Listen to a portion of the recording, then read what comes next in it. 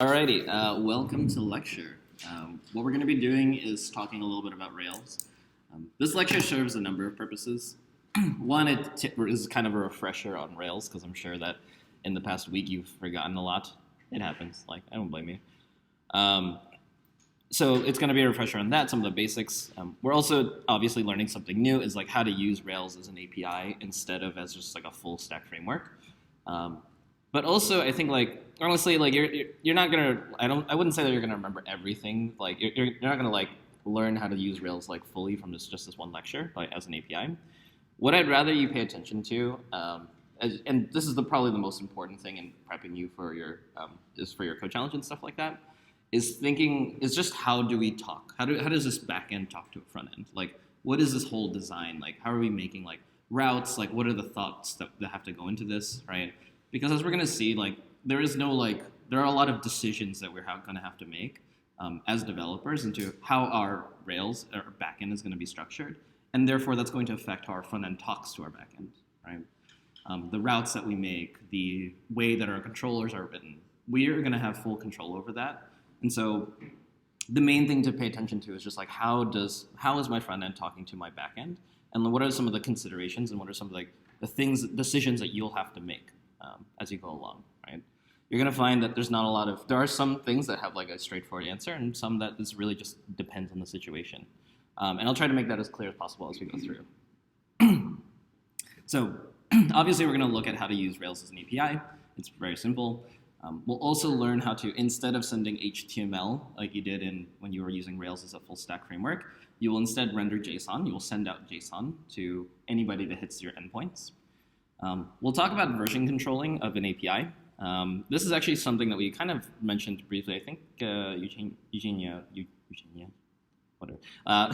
You brought this up the other day. Like what happens when you change your API? And we looked at the Pokemon API and we saw that it was like V2, right? We'll talk a little bit about that and see this, like how do we actually namespace our API?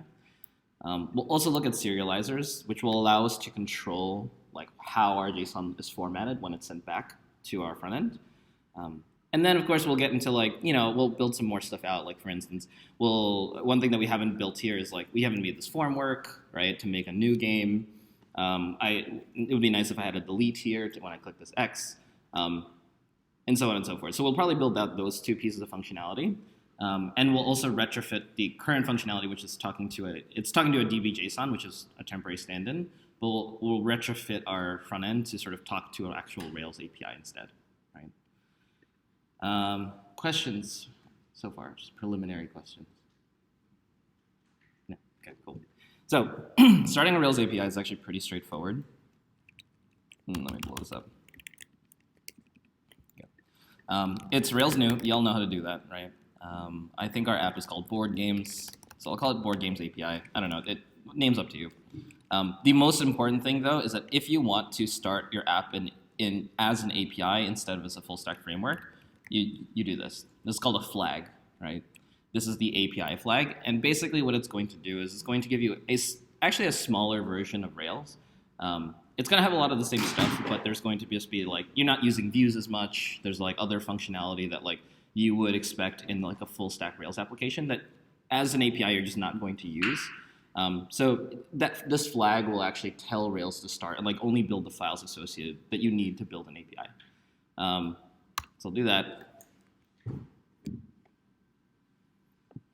Of course, takes forever. Huh? What's that? An error occurred while installing. What is that? That's weird. I've already bundled. Oh, sorry. No, I'm just not in my. Oh, that's weird. Should have done that for me. Okay, whatever. And I'm just gonna start my server, just to see that it's running. So if I go to localhost 3000, right? I'll just cool. It's up and running, right? Basics. Now, the model that I'm building in my database is going to be a game, right? I'll just call it a game. Does everybody remember how to build a model? Good. You use a generator, right? I'm going to be lazy and use something called resource. Have you used this before? Yeah, it basically builds a lot of stuff. It builds your controller, not the actions themselves, but at least builds the controller and the file. It also like will write some basic routes for you, and it builds your model and your migration as well. No, it does not. Well, actually, it builds you know resources. You ever see that? Yeah. Like it builds that. I'll just show you in a second. But this is a game, right? It has is it a name or a title? I forget. Name, okay. So name, it's going to have image URL and description, and the last one was, likes, which is going to be an integer. This should be familiar to everybody, yeah? Is that okay? Okay, so you'll notice it makes a bunch of things. Here's your migration, there's your model. So it makes some test files, we're not gonna use those. But it builds your controller, and it also writes routes for you. It uses resources. So if we wanted to look through that, it's pretty straightforward. Config, routes, right? It just wrote this into my file. Some other stuff that it does is in your app, it builds your model. It also builds your migration, right? And it also builds a really basic controller, nothing in it. Cool, that's a resource. I like it because it at least sets up all your files, right? Cool. Now, I'm gonna write a quick seed, just so I can get some of the stuff in here. I'm just gonna take this old data. Put it in my seeds. Right, I think this should be fine.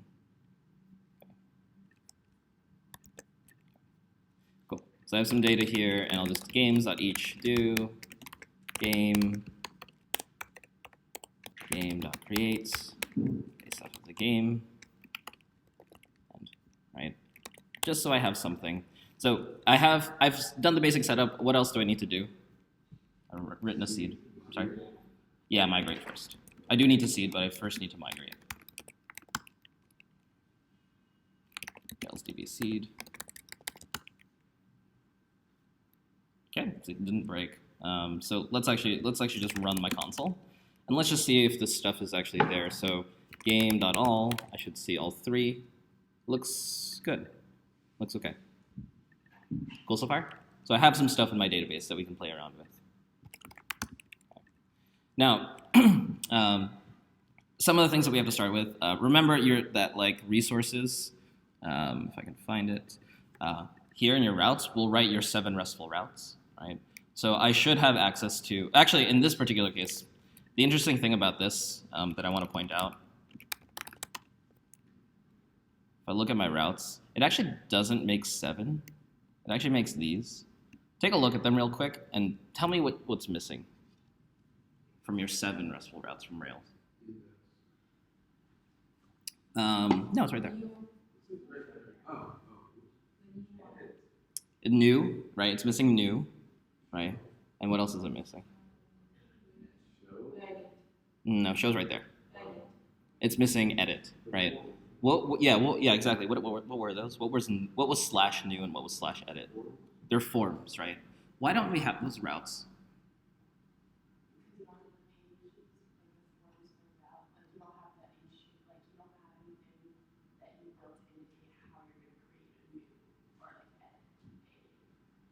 Yeah, since we started our Rails app in API mode, that means that the responsibility of this app is not to serve up HTML, right? And the only responsibility of the new and edit routes was to serve up forms. They don't actually do anything except to give you the form. And so the idea here is that like we don't need those 2 routes. In this particular case, you only get 5 routes because like we don't really need those 2. Their sole responsibility like is it's going to be taken care of by your actual front end. Your form will be displayed by a separate front end. So this has to do with the fact that like in API mode, your expectation is that it serves data, not HTML page, not views, right? So we still have like, for instance, this get and these 2, the show and the index, because like now instead of just serving up HTML, they will just serve up the data having to do with those things. Index will serve up data having to do with all games, and show will serve data pertaining to a specific game, right? But the edit and the new, it's totally useless to us at this point in API mode. Cool? Cool. But we do have those 5 routes. They do exist. So what I'm going to do here is I'm just going to write a really basic route. Who remembers how to do this? Not quite. Yes, the action itself.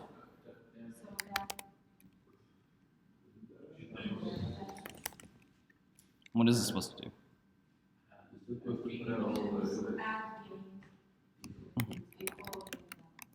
Yeah, first get all the games from the database. And then actually that's all you would have done in Rails, right? It's at the base. In this particular case, what's going to actually happen is that I'm not serving up HTML anymore. And instead I'm going to use a new function called render. And I'm going to say in what format here. And what I will tell it is what to render. So render is technically a function, JSON in this format. Right? Oh, sorry, this data in JSON. What? No, because Rails doesn't care. Ruby doesn't care. But just to kind of give you a sense of like what this actually is doing, right? So as an API, Rails is default to serving up JSON instead of HTML. Yeah, because you can serve up other things too. Like you can serve up files too. You can also serve up like XML if you wanted to. The idea is that like they don't make decisions for you about like how to send the data, and different controller actions might send different things. So they're just like, yeah, we'll just say like you can choose what to send it as. Cool. Render is a function. Yeah, it's a function. Like yeah. Is it taking, are those arguments or like? Technically, it's actually a hash. It's just that Ruby is just so like it knows. Yeah, this is actually what you're actually calling. You're calling render, and your argument is a hash, and it's like key value like that. I think you can also send multiple types of formatting. Like I think you could do like I don't know like that and just do something else, but I don't know how that works. But I think you can. But we're not gonna do that. Cool so far? Cool. So now I have my server running. To hit this route, what am I gonna do? Slash what? Cool, data. All right. And thus your API begins. Right. So now, before we move forward, there's a few things to point out about this. Do we need instance variables anymore? No. Why not? Good. Instance variables were used solely to get information onto a view, but we're not using views. So we can just abandon those. Yeah. Can you like say what render actually is? I'm sorry. Like what does the render do? Oh, it just tells it what to send back. So it's like, yeah, kind of. You can say it's like that. It's like kind of tells the action what to send back to the requester. And in what format, right? The thing that you're sending back is this array of games in JSON format. So you can kind of say it's like a little bit like a return. Yeah. It is not a return. Obviously, return is a keyword, but the idea is that it's kind of like a return. If someone makes a request to this endpoint, this is what the requester will get back as a response. Cool. Well, let's see. I guess just so we can actually see it, I'll build out the next one of the other routes, which would be show, right? What would this look like? Game singular.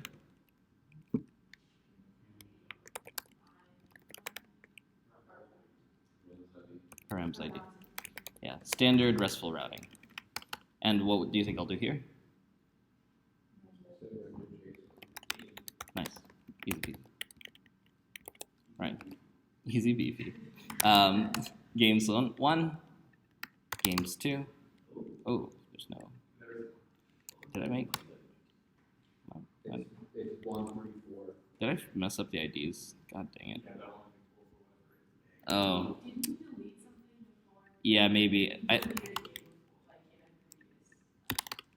Yeah, okay, I don't know. I guess 2 is deleted. Okay, whatever, it's fine. Right, but the idea is that it works, whatever. So there you go. my index and there's my show. So we're not using views at all anymore for Rails? I'm sorry. Are we not using Rail views at all anymore? No. That's why when I teach Rails, I always forget how to write them. Yeah.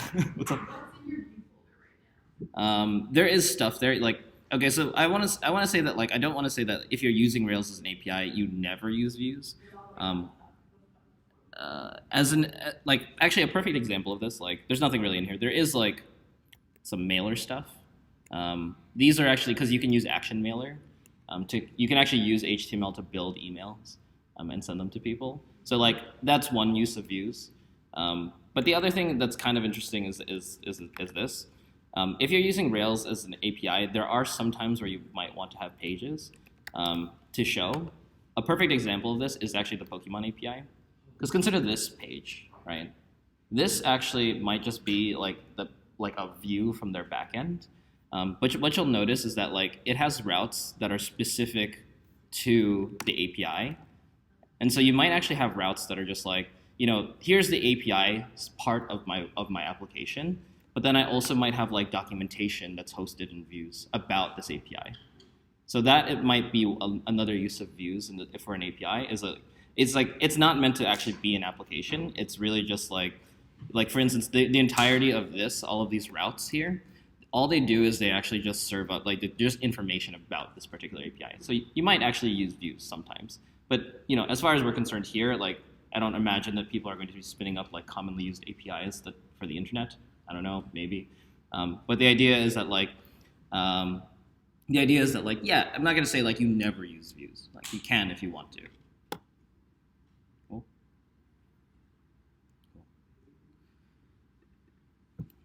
Questions?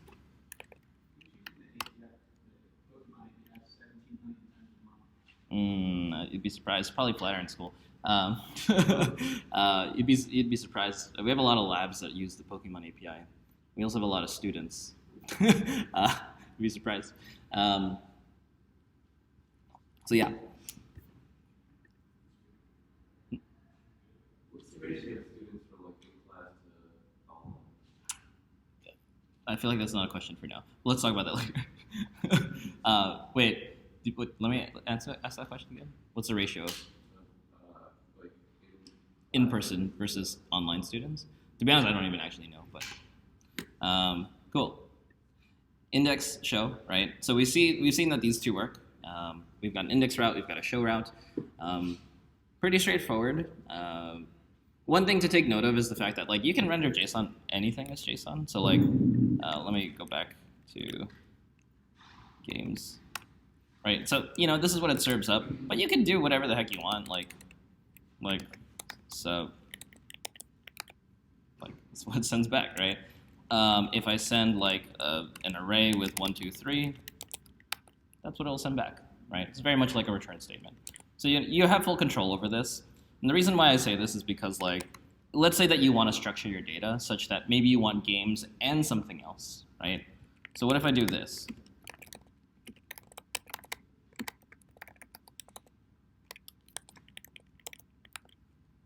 There are my games, and there's my message, right? You as a developer are going to have full control over how your API sends back information, right? So don't be afraid to do so. I think sometimes we tend to find ourselves in convention, but it doesn't have to be that way.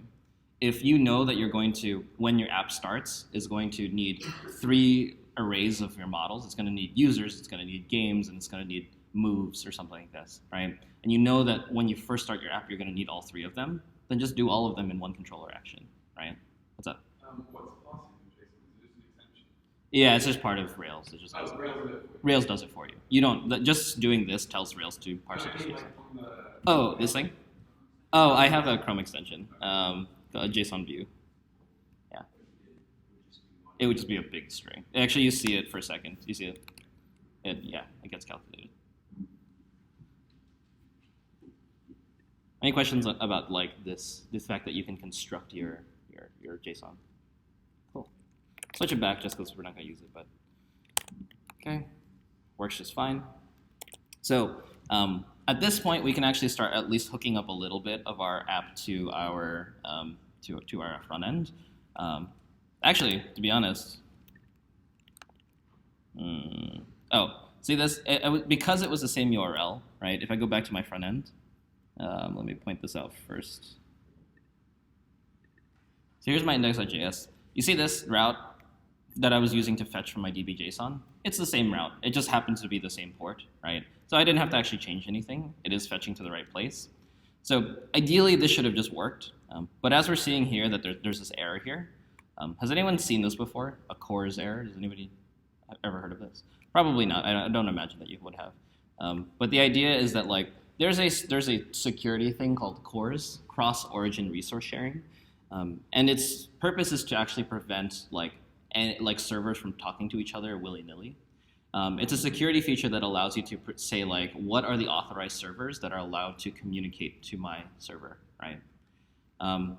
A perfect example of this is like, right now I have CORS, I don't have that allowed for my API. So basically what's actually happening is that I have my program, which is written over here, communicating to my Rails API, and it's saying, hey, like you're not one of the allowed things you're not one of the servers that's allowed to communicate with me, right? So in order to configure that, there is a little bit that you have to do. It's very straightforward. It's the same thing every time. If you go to config in Rails and then go to initializers, you'll see this little file called CORS.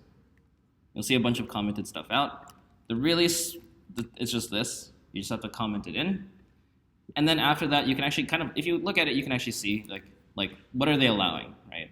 We're saying, hey, you can put in any headers that you want, and all of these methods are available to you, right?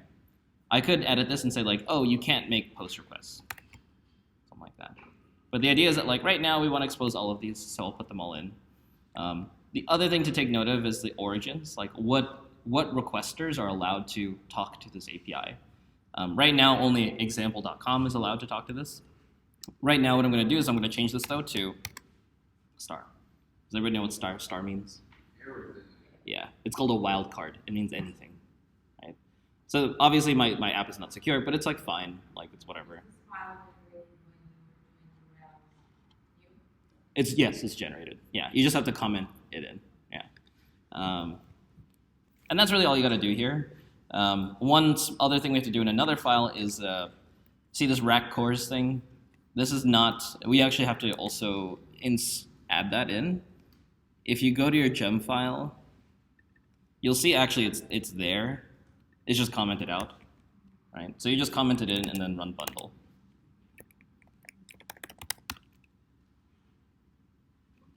Let me restart. And you'll notice that just doing those two things, that works. Cool, right? Yeah. Otherwise, it looks the same, right, as what we had before. Oh, that was the goal. But That was the goal. yeah, exactly. Questions thus far? Yes. I'm sorry. Oh, it's in config, and then initializers. Yeah. What's up? Can you talk about more like what an API actually is? It seems like sometimes it's a bit Murky. Yeah. So what does an API? What does API stand for? Application Programming Interface. Yeah.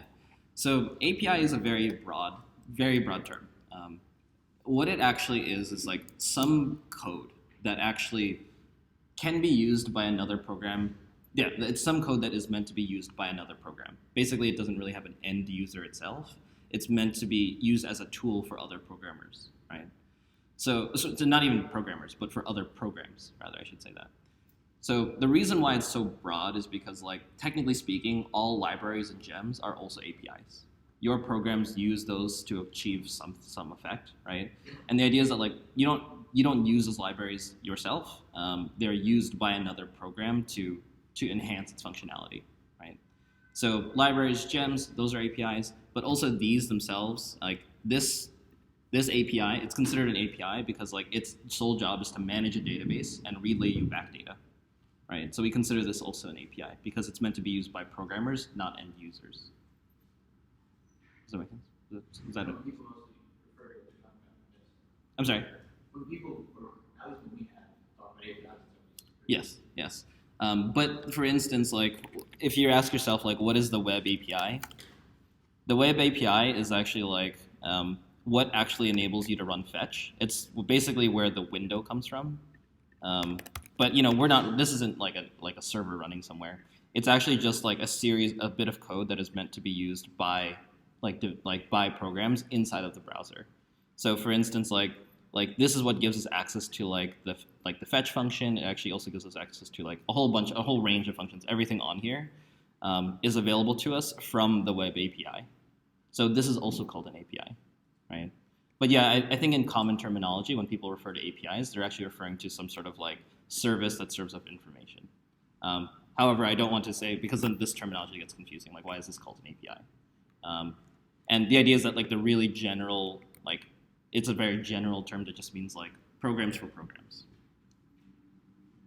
Yes. I'm a little confused about cores. Yes.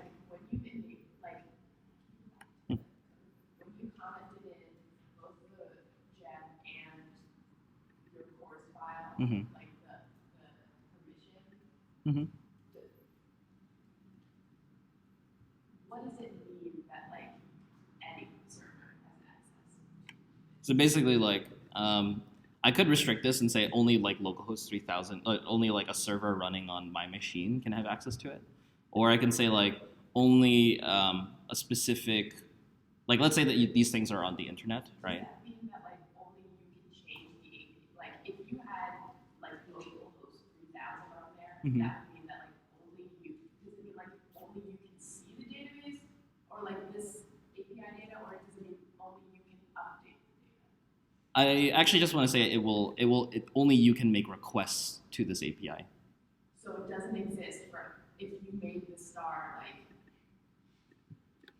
if you made it localhost 3000, yeah. Now only Google can make any requests to my API. Right? Do you see what I'm saying? Like only Google right now, from requests coming from this origin, are allowed to make these things. Right? And it doesn't exist for anybody outside. No. It's not that it doesn't exist, is you will get blocked. You get that big red arrow we saw earlier. Okay. Yeah, it's going to say that you don't have permission. Like in this case, only a website called beef.com can actually make any of these requests to the site. Yeah. Otherwise, you will get just like red arrowed out. So like before when like this was going to happen, you didn't even have access to it. Yes. Because it was just like there was no cores access, so I had to comment it in and tell it so I could configure it. Yeah. I had to say like, oh yeah, just let anything through. It's fine. Yeah. You can imagine something like the Pokemon API probably has a star, right? Because the idea is that like they're just like, yeah, it's open for everybody to use. But you can imagine something like an API for Twitter that manages tweets might not. Yeah. Yes. Right. You'll often find that like when you get like an auth token when you're using like an API like Slack or something, that you'll have to tell it what endpoints you plan on having interact with it, because they actually have to configure the cores. They'll take your website name and they'll configure the cores so that you can talk to it. Oh, so that's what's happening when you do an auth token, for example. Like, Yeah, well, part of that, like when you give your information, email address, and sometimes like what you're going to use it for, they will put in. Yeah. Sometimes they'll also ask you, and you must put this in, otherwise it won't work. So some auth will ask you for the website that is going to be making the requests. Like what is the URL to the website that you're going to be using? Okay. Yeah. In which case, like, yeah, you have to enter that. Otherwise, like, it will block you. Like, it will probably course block you. Yeah. Cool. Cool. Sweet. So we've seen that some stuff works, right? We've seen that like this thing is totally working. One interesting thing about this is that like we need to get this likes working again.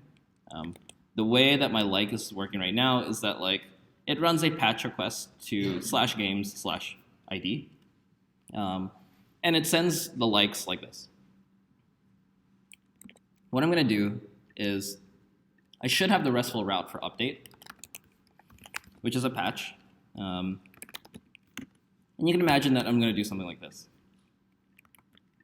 Right, find the game, and then right now I'm actually just going to put a bybug right there. And we're just going to hit this and see what happens, right?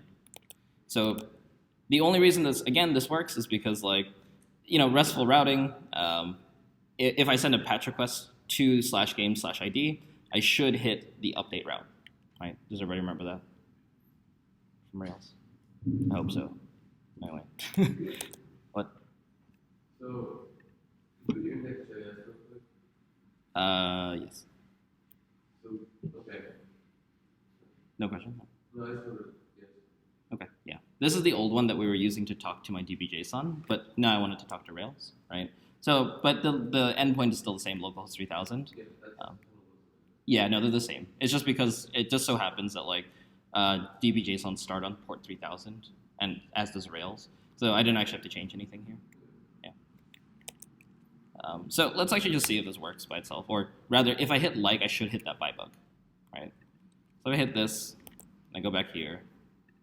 I did, right? So now I actually do know that my front end is in fact talking to my back end, that at least up to running this fetch, it did successfully get through, right?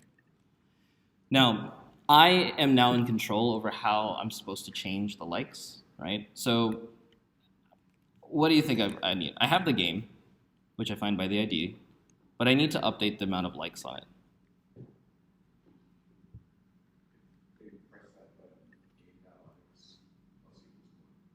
Plus equals 1, right? So you could just do like game.likes plus equals 1, like that. Okay. Right. I will say that, like, does anybody see a problem with this? Yeah, you have to save it. Right. Don't forget that, because here game.likes plus equals 1 will just modify the Ruby instance, but it will not update the database. So saving it will commit those changes to your database. Keep that in mind. You can shorten this and actually just do like game.update likes game.likes plus 1. This will, you can do that. Right. Does everybody see that? You don't need to save in this case because update automatically saves. Right. Yeah, and there you go. You pretty much got it. The one thing I want to point out, though, is that like you noticed here that like I sent a body. Yeah.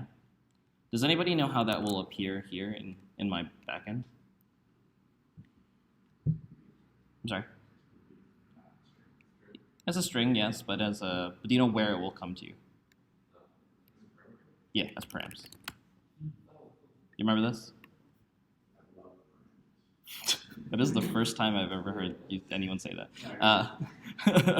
The idea is that like basically in the same way that like you have arguments to a function, you have parameters to a route, and the way that you send that over is just by including a body on your request.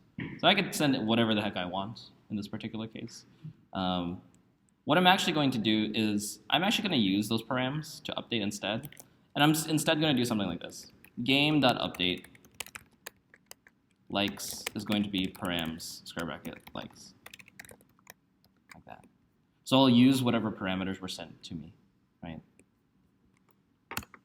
Works just fine. So you can imagine that I can take this code and just like stick it in here. They told me what, oh, what? That's the wrong one. That's one. Like that, right?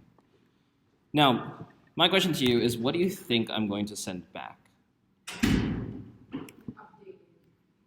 Yeah, I think probably that's the most reasonable thing to send back, right? So I can render as JSON the instance. Why did you want to send back the updated instance? Yeah, right. So you can now update the front end, right? The idea is that like we need to, the best thing to do would be to, in addition to updating, is like actually send the fully updated data back to your user, and then back to your front end, and then the front end can do whatever it needs to do with that information, right? Yeah. I don't get how the front end is getting anything. Like I don't fully understand why. Like when you have your view page that's like HTML and it's cool, but like how does it know about this backend? Because you fetched it. Oh, that was from. Okay, never mind. Okay. Yeah. Again, actually, I mean that brings up an important point. Is like, how does the front end like know about the back end? It's like it doesn't actually know about it by itself. You have to run fetches to get that information. It's not like updating your back end is going to update your front end, right? And even then, it's like it doesn't. It's not going to know about changes to your back end. You have to control that, right? You are the master of how your front end talks to your back end now. So if you need new information, you have to go get it from the database. If you need to update information, you need to send that to the database. And it's all using fetch. Can you go back to where it says like how you send it back? How I sent it? Oh, this thing? Yeah. Yeah. What about it?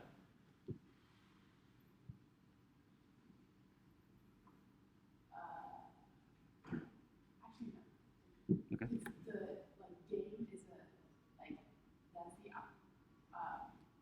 that's the instance. Yeah. And you're like does JSON stringify the instance and put it into like Yeah. regular JSON. That's how Yes. the thread does that.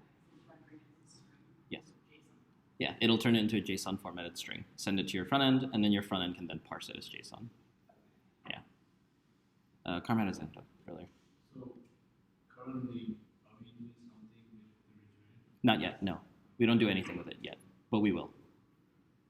Aside from Rails, what are other APIs commonly built? There's a few. You can do a JavaScript backend. You can use Express. Express is a little bit more lightweight. It's a bit like Sinatra, and you do have to do a bit of configuring, but you can have a full stack JavaScript framework. Application. Other things are like Python. You might use Django. I think that Java has Spring. There's a lot. Yeah. So. Yeah, so I guess I'm trying to noodle out how, like, the difference between, not really the difference between, but the use case of an API in making a website. That, like, when you want, if, you know, because when you do Rails new and you have your database and you have your front end, and the whole idea of an API is to make them talk to each other, but you need a separate API to basically be the middleman. I'm just not clear on how that works, how it's all tied together, because here you have a separate controller. Mm-hmm. I mean, you have games controller inheriting from an application controller, and this is exactly how I would configure it normally. Mm-hmm. So how would we use this on an actual website? I guess Not sure. I'm not, because like right now I am using it on an actual website. Like I'm actually talking to this database. So not sure I understand the question exactly, because like I can interpret it a few ways, right? Like how exactly does one interpretation, tell me if this is the right interpretation of what your concern is like what is the grand purpose of an API in website design? Is that kind of like what you're getting at? Kind of. I think what I'm really confused about is how, like, once you have a website that you want to have interactivity with the database using JavaScript, using like Ruby on Rails and JavaScript in the front end, how would you use an API to directly? I guess you're already doing it, but I think one thing to consider is that the API doesn't actually do anything by itself. It actually just sits there and chills. right. And it's just like, think of it as kind of like a librarian. It just kind of like sits there. It's in charge of like organizing the information. If you need something from the library, like someone will come up to the librarian and ask it for stuff, and then it will go and get it and give it to you. It's completely separate Yes. from a web app. Yes, that's right. It's like an independent web app that just acts as information storage, basically. You can say that. I mean, some might argue that like the web app is composed also of its backend, but like in a sense, it's a different server. Like your web app is really constructed out of a front end server and a back end server, and you can say that the entire thing makes up the web app. But in the sense, also the API does exist completely independently of the front end. It's kind of like it is like its own server sitting somewhere on the internet, Like you can have your backend hosted in like Denver, and then like your front end hosted in China, and like, but the idea is that they depend on each other. Like you have your backend, which is totally in charge of just passively managing, like, or rather, when talked to, it will manage the database, and then your front end is purely responsible for displaying stuff. So it's a bit like a separation of concerns. It's like your API is like purely just devoted to managing the database and giving back information, and then your front end is the one that's like responsible for being the view. It's like an entirely different server. But yeah, it is its own application. Theoretically, you could have someone also talking to your API, a different app talking to your API, right? So the idea is that you can actually have one database, you can have one API, and that API can also just be used for multiple web apps, right? Yes? So one of the things I don't have a great understanding of is what these languages are mostly used for and what they can do. Is JavaScript generally used for front end and Rails are generally back end? Yeah, I'd say so, yeah. Because JavaScript is the language of the internet. Basically, you can't manipulate the DOM without JavaScript. That's why JavaScript is like super necessary for anyone getting into web development, is because like you can't do anything else with JavaScript. However, what? Keep on. I guess I'm getting at why are we using Rails? I'm surprised that JavaScript can't manage the database or something. It can now. So why are we using it? So because like if I taught you, imagine if you walked in on day one and I had to teach you about callbacks. No, I Yeah. I'm not speaking about the campus. I'm speaking about it generally. Why? JavaScript taking over for Rails. Why are we? It is more and more popular. Yeah, like it is. JavaScript is an increasingly popular like language, and actually, yeah, people are using it as full stack frameworks. That's why like Angular exists. Like, yeah, so it is changing. Yeah. So yeah, these technologies change over time. They become more popular. Some become more popular. Some fade out of use. I think one thing about Rails that makes it interesting and why people haven't given up on it is because like, one, it's like pretty easy to read. So like you can imagine a large code base is like it's easier in JavaScript, in Ruby, like neater. Another thing is that it's also very like robust. It's like super robust. A lot of the other things, for instance, like there are JavaScript frameworks, but a lot of the times you have to Express, for instance, like it has routing and stuff, but you end up having to configure the database. You can end up having to tell it how to talk to a database. You end up having to configure you have to choose your own ORM. Basically, you have to build your own kind of like stack almost out of all these technologies. So like Rails is at least like there are some some are just like really just put together, and Rails is one of them. Otherwise, you just type Rails. Yeah, you just Rails new and right after migration, you're good to go. Like you can spin up like something super fast. So it's all preference at that point. Like, but yeah, you're right. Like these things could fade out of style. What's up? Maybe a misconception I had that like React is like a Rails equivalent. It's not. No, React isn't even a framework. A lot of people call it a framework. It is not a framework. It is just a library that allows you to write JavaScript faster, but it doesn't actually it's not a framework in the sense that it has like multiple tools and stuff. It actually does one job, which is to create views. It just allows you to do all of what we're doing now faster and more organized and much more neatly. But it doesn't actually it doesn't have like multiple tools for like managing several things. It's not like it doesn't control a database. It doesn't do any of that stuff. It's literally just views. You use it all together. Yes. Yeah. It's like React is actually just written in JavaScript. It has some things that are unique to it, but it's just like a framework. It's a library built on JavaScript. And so the idea is that you're still writing JavaScript. It has its own Reacty bits, but for the most part, even in React, its sole job is just to be a view. So you'll use that in combination with a Rails backend, and you'll have like a full ecosystem. Other questions? I saw some hands.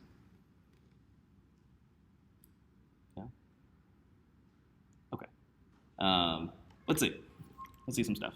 So the thing that we had just done was we just created this update. Let me see if it works. Okay, if I refresh, good, working just fine. Right? Is that cool? Wait, it's only working just fine because we already have code that manipulates the DOM and gets the information back, right? Yeah. It's Yes. not working just fine because we just put render JSON game, right? Yeah. Good. So this is actually a point that I want to make here. And Karma brought this up earlier, is that I just run this fetch, and then I immediately manipulate the DOM. But what happens if it doesn't work? Let's say, for instance, a perfect example of this is like, close my server. Should it work?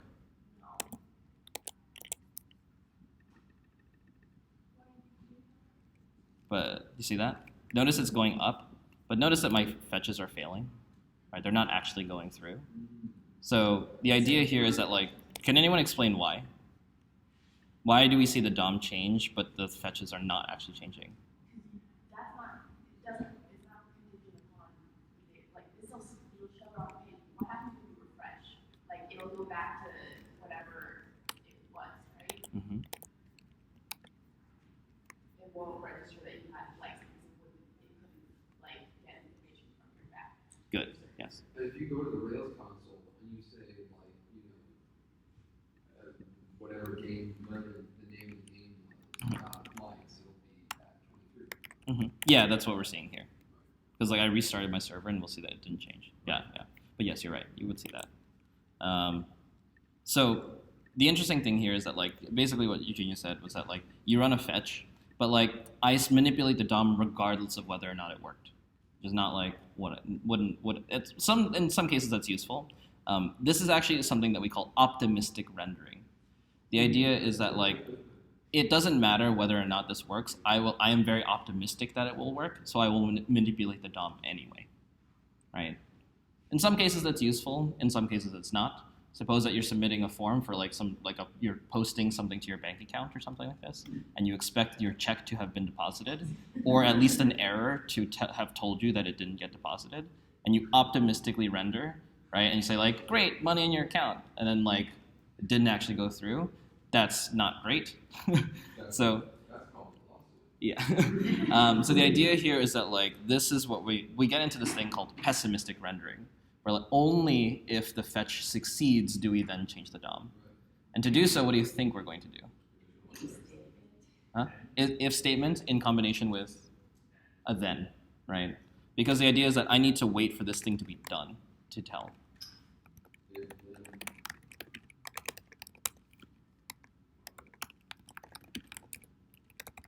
So this is actually, to Karma's point earlier, he mentioned that, like, we're not actually using the data sent back from here, but now we will be, right?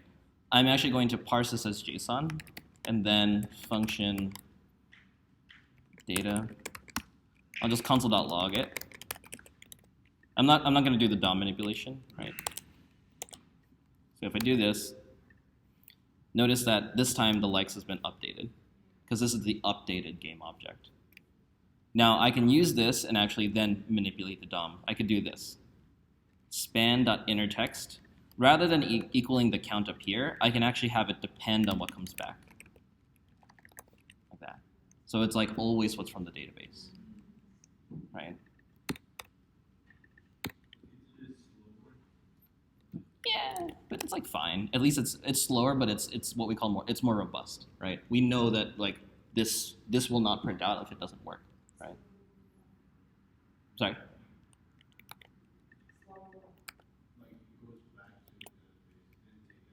Yeah. Because basically, like, yeah, you won't see this. Yeah, it's slower, but it's real. Exactly. It's like reliable, right?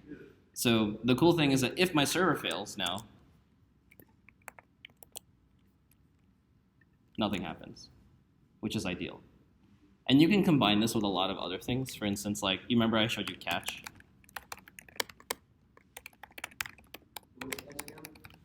It's used, like, if any errors happen in the fetch or any of the thens, the catch is immediately called. So, like, alert. It doesn't matter where it is in the chain. You can actually put more thens on this. So yeah, it doesn't matter where it is. But I usually put it at the end because it falls through all of them. So it will catch any errors and any then before it. Oh, before it. Yeah.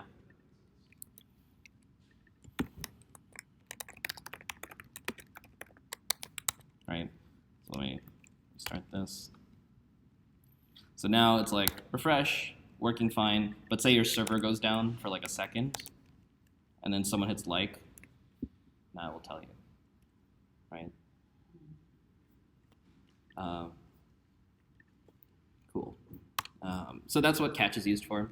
I do want to make one caveat is that so one tricky thing with catch, if you plan on using it, is that catch 422s and 500 errors, those are not considered errors. They are considered server errors and they're problems with your backend. But in JavaScript land, those are not errors; those are just responses, right? So technically speaking, even a 500 is not an error, right? Or a 422 is not an error. So it will not run. It will not go to your catch, right? So the question is, how do we use those things in combination? One thing is that if you console.log res here, you remember that what we saw yesterday was that it has the status code on it, right? You could do something like this, if res.status is not equal to 200, then you can throw an error.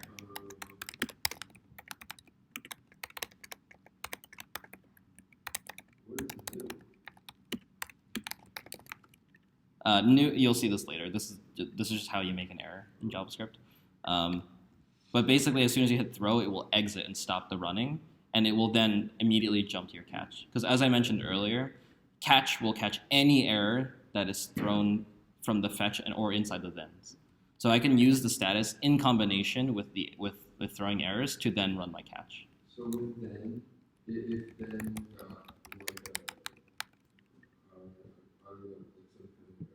if then breaks, it would invoke throw. Yes. Oh, it will invoke catch. No, but I'm saying. No, throw is what I'm using to break my code. I literally am manually breaking this code and saying there's an error here. If you ever want to actually just, I'm sorry, what? To test? No, actually, sometimes you just throw errors. You just want to throw errors. As in this case, right? If we want everything to go to our catch, then we have to throw an error. A 500 is not considered an error. So the idea is that I have to manually throw one in order to hit my catch. Yeah, but you can just make errors. Errors are used for a number of reasons. One of them is to actually it is for testing purposes. But then you can also use errors when you're building a library and you want to give informative errors to your person using a library. Or as in this case, when we want to actually trigger some sort of thing to happen, right? Some sort of error handling to happen, right? So there's a lot of reasons why you might throw errors, and this is one of them, right? So one thing I'll do also is, you notice I've been writing this in as the argument to this catch callback. I'm going to console log it and just show you what it is. Oh, wait.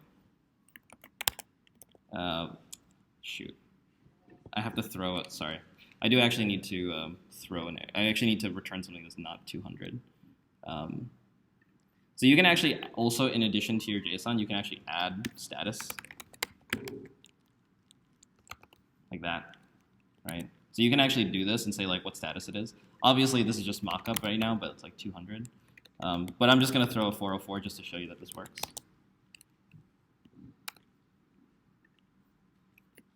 See that? Notice it console logged unsuccessful request, which is actually what I wrote here. Just to even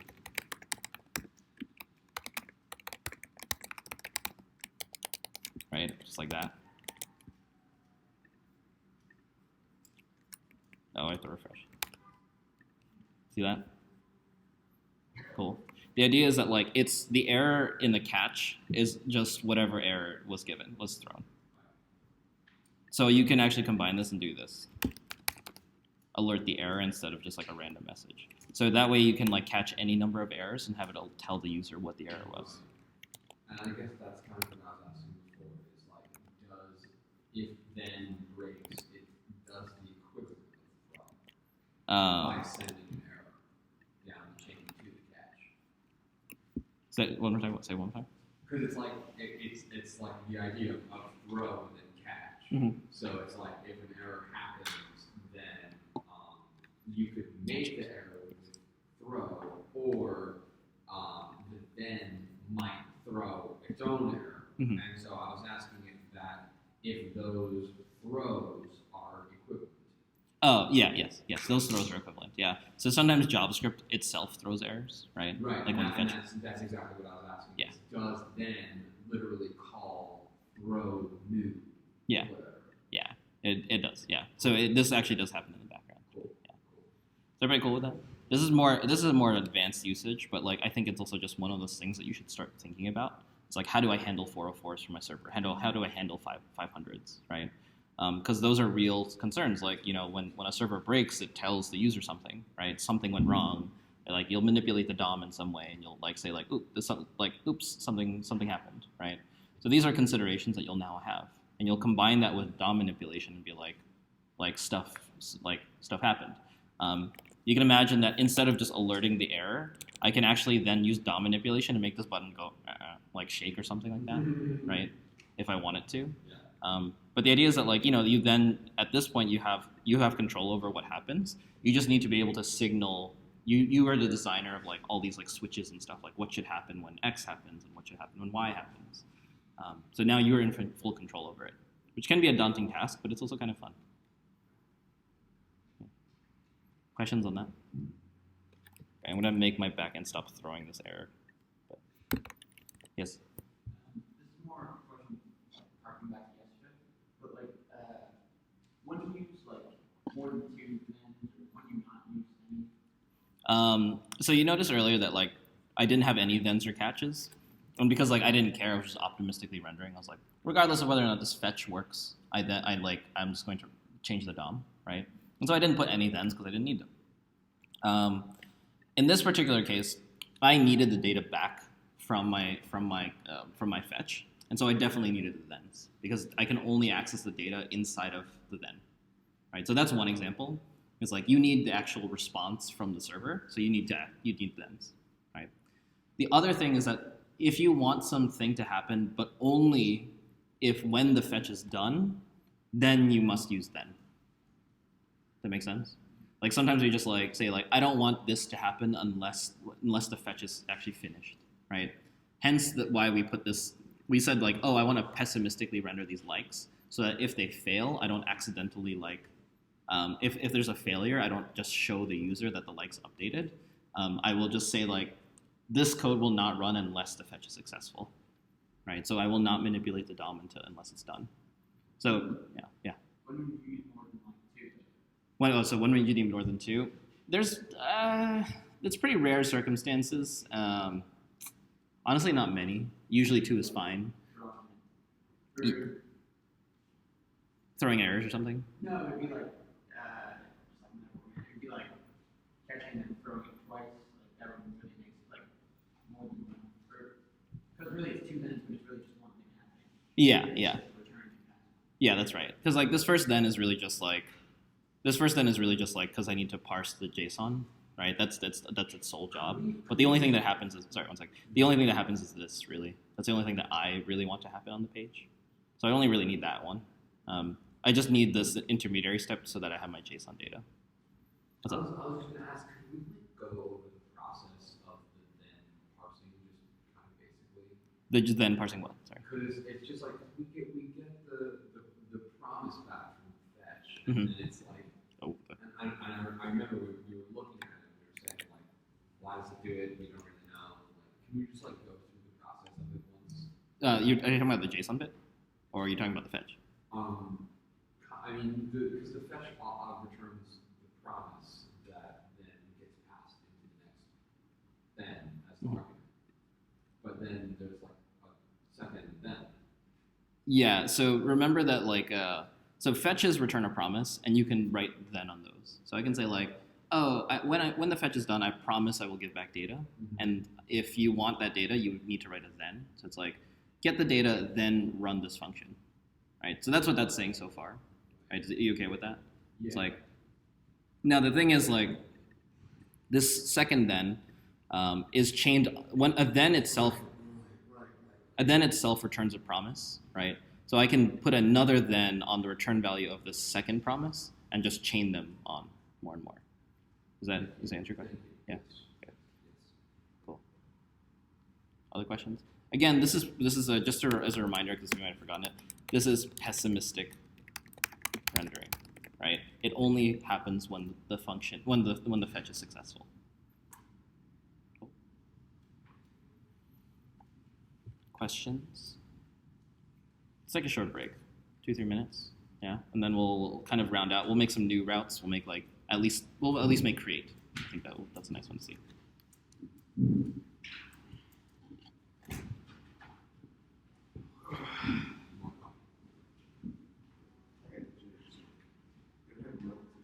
I need the jitters.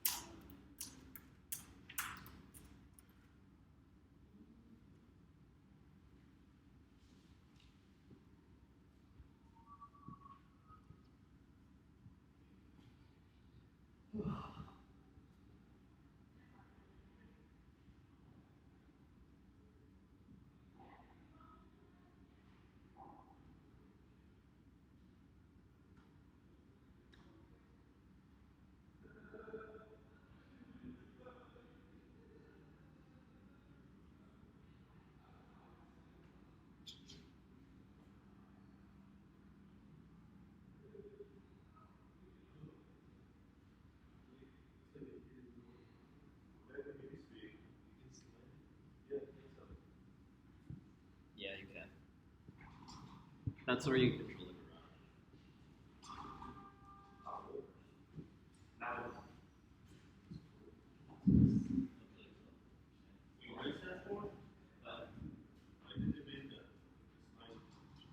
so that like there's a full-on keyboard here. Like when I say keyboard. Oh, yeah. Oh, Oh, yeah. I don't know why. That's what real did use Yeah. That would actually be kind of fun. Just like recruiting. What is a symphony? I'm all for esoteric weapons. You're all about let's press those buttons. No, I'm all for I would love to see it as like an input that was like a sax. Like you had to like play it in order to type your code. Why did you code with your GameCube? I gave it a try. Oh my god. I prefer it at one point, just so that like do it. That's good. It was a pain to set up, and I did it. That's the important part. I get it. I actually set up a need for controller. To like just do stuff. It was really useful. It's just the macro.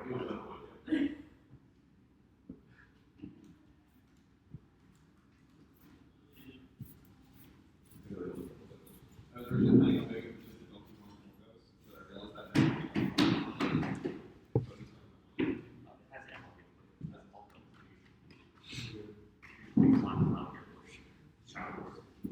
What?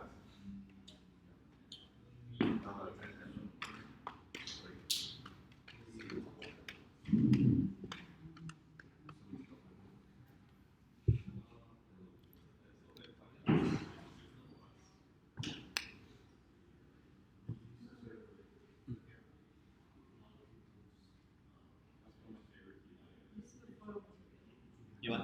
This is the photo materials, like the clean, yellow wall with the flat axis. It's a good material. I see frames. I always see frames. Did you do That's photography? for the photo. Do photography? I don't think Just the wall. Oh. My kids are my models, but yeah, I see everywhere like, this is a good protection.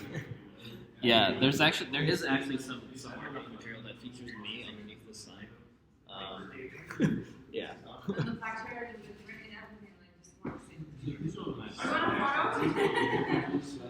Yeah.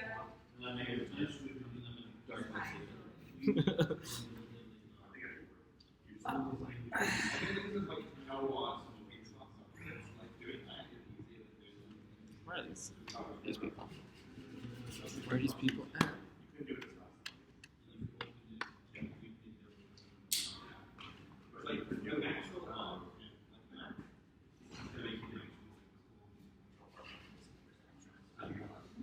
John says it's my fault I'm playing this.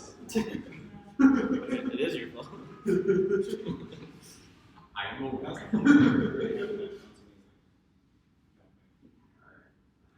do the jitterbug. Did you ever do the jitterbug? I honestly do. There's like a really good It's video. the last, it's the first book of Model 3, and we don't have a name, by the way. No, our name is Nail Tops. Oh, can someone close the door, please? Thank you. Nobody announced anything, so I don't know. I thought it was pretty funny because it's like we could come up with a name, so we're Nail Tops. It is, we like it too, but I don't know, nobody announced anything, but anyone else. Okay. You see, for a formal middle class and stuff. All right. Welcome back, everybody. Yes. Oh, hi. That was a question already. Cool. So the last thing we're going to do is we're going to build some more routes just so we get a little bit more practice. In particular, I want to actually build this thing out where we can create a new game. I guess I'll prep and I'll get it at what's a board game people like? Sorry. Ooh. I'm gonna do Machikoro. Sorry. Oh, I'll that's just overwrite. This is a good one. No, It's fun. What is Machikoro? It's hard to explain. Looks like Clue. No. It's like you build your town. I just want a bigger image. Fine, I'll just do it. I'll just do this. It's fine. Copy image address, right? So, what we're gonna do is we're gonna make this work. I think this is hooked up to at least capture these inputs. Cool. So that part's all hooked up. I'm not gonna go over that part. I don't think we need to. So I'm at this point where I have all my data. Ideally, I can just do something like this, like const name equals. Actually, let's put this. Thank you. Like this.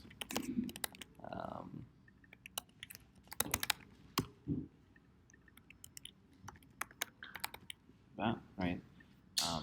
So there you go. I've stored them in variables. Now the idea is that I probably need to send this over to my backend, which means that I need to run a fetch. Right. Now I don't have my backend isn't yet built for this, but I'm just going to write the fetch right now and then right. So my question to you is, what is the URL that we're going to? /games, right? And then what type of request? Nice. Right, because we're creating something new. Now, as I mentioned earlier, what are the two other things you need? Headers and bodies. Yeah, headers. I'm just gonna copy it from here Can you because explain to me one more time what the headers do? the headers configure they basically are information about the request itself. In this particular case, it's telling the server, the server that you're making a request to, what format the content it's receiving is in, and also what to send back. I'm assuming there's other headers too. Yes, there's a lot. You can actually add whatever the heck you want to this thing, but the idea is that so there are some really commonly used ones, like content type and accepts are Okay, so I have the body. Now my question to you is what am I going to put here? Yeah, JSON.stringify, JString, right? Okay. So JSON.stringify, and as Tanya just mentioned, I need an object. So what do you think? How am I going to get this data into that object? So you're gonna name because you already have it in your form. So you're going to just dot name and then whatever. Yeah, basically just like this. Right? Just take your data, send it along. Cool. Yeah. Oftentimes, because this can get out of hand if like you have like a lot of things. I like to construct this object somewhere else, like this, and just spread it out. This is just good. This is just good. Just looks better, and then just do this, something like that. Right? Just a good habit. So there you go. Right? I've packaged all my stuff. And so this should be okay. I'm not going to write any thens just yet. I'm just going to leave this fetch alone and just fire it off. I now need to go back and do what in my backend? Make the create action, right? So the thing is, like, again, resources already gives me the route, so I don't have to write it. But I do need to make the action at least. So at a minimum, I'm just going to put create, and I'm just going to put a by bug here, and we'll just see if it hits it. Is that okay? So where's my URL?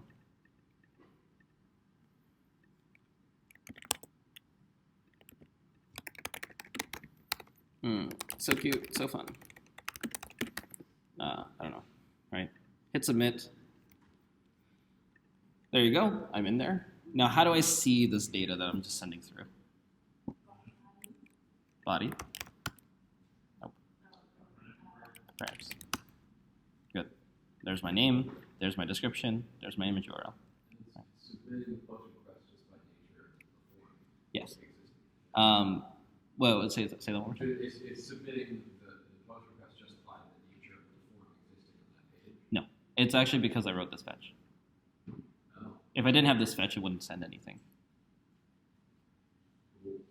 Yeah. Sorry. The form is coordinated with the fetch in the sense that when I submit the form, the fetch then sends. But it's like I manually wrote the fetch. It's not. There's nothing automatic. If I didn't write We're this still in the body of the event listener, because I only want this to fire when I submit, right? Right.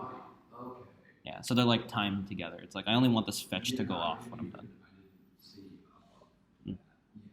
Yeah. So We wrap up a lot of stuff in body and like another value like game, and then the values are hash. So it's like I'm sorry, I couldn't hear you. Say it one more time. when we wrap up all the stuff we put in body, it's like it's a hash with game. Game is the key.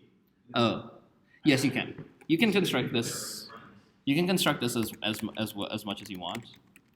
So you can say like, do this, like put all of the entire body in the game. Why did you want to do this? So be clear on parameters.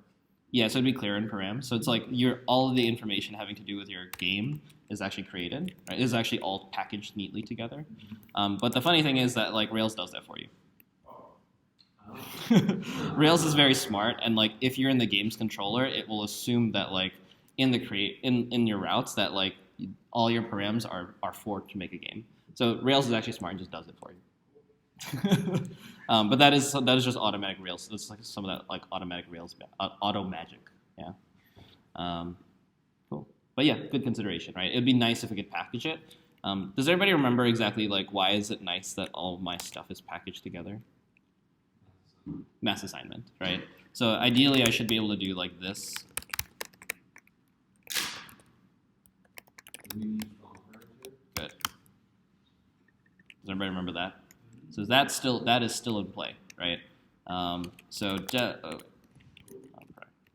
don't really need the private, but I'll put it. Yeah, game params. And so it's like params.require game.permit name description image URL like that. Cool. And then you can just do this.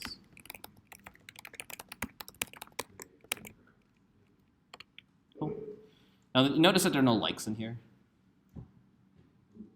Yeah. It's always 0 when you start, right? There's actually a couple ways you can do this. Like Because the likes are in the object, so Yeah. it'll be nil for now. you can handle this in a number of ways. Like you could just do this, just add it, right? That's not that great. What's up? In your query method, would you like to do new like we used to, and then to check if all your parameters are in standard, and then just save it, or Good. So what you're getting at is validations. Yes. Yeah, you're right. I haven't added this in, but we're going to talk about that in 1 second. Yeah. I guess my question is, I mean, well, first off, 1 plus nil is like a no, like class. Yeah. Right? Yeah. So then, You would want there to be this, right? yeah. The best way to do this is actually just to put a default value on your migration. That would be the best. So like you put a default value so that it's always 0 at least, right? That would be the most correct way to do this. I didn't do it at the beginning of my migration, so it's not going to happen. So I'm just going to just like fake this and just put likes in here so that it's also sent. But yeah, so does everybody get that point, right? Is that like I now have to include this over here too, like that. But otherwise this should work, right? If you didn't have that, would it fail creatively? No, it would just have It nil, would just have that. nil for likes, yeah.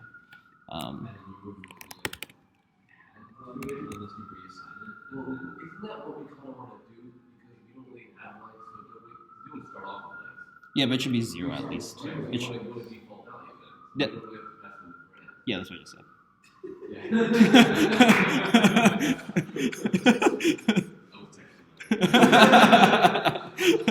What's up? Just really quick, I totally forgot how the params is getting that post. Oh, how the params is getting. Sorry, which one? So where in our code does params get the form stuff? 'Cause I know Just Rails, just magic. So in the JS part, Uh-huh. we had where we're doing if they submit this, then call this fetch, and this fetch is post. Post is posting this information to Rails, which somehow gets into params, which we can access. Yeah. You can imagine what happens here is that the request is received, and it looks at the body of the request and sees this data as stringified JSON data. It parses it and then just adds it to your parameters. Okay, and then how does it? And then because it's post to this route, it'll go to the route, and it'll go into the action controller of create, Mhm. and then it'll initiate create. Yes, with the right params. Yeah, that's right. But yeah, Rails does that job of like Yeah. translating the body into params. Whenever you post, it just goes into Mhm. params. You can just kind of, with Rails, you can just kind of say, there it goes. Cool. So yeah, this is great. But one small consideration is that like, actually, I'll do this. Render JSON game, right? Make your game and then send it back, right? So it's like, oh, I've entered it into the database. Obviously, I should send it back, right? To actually be rendered onto the page, right? One thing, actually, well, let's just do this real quick. Let's just see that this works. So what I'll do in my front end is I will attach a then here so we can actually see. I'm going to start writing arrow functions because I'm lazy. Because yeah. Arrow functions implicitly return, so I don't have to. If you don't put anything here, they implicitly return. Only if the only thing you would do is return. Yes, yeah. So like I was just got tired of writing like this full thing out, right? If you need to do this if statement, then yeah, you need to write multi-line, but it's like whatever, it's fine, right? So I can do this. Right, let's just see.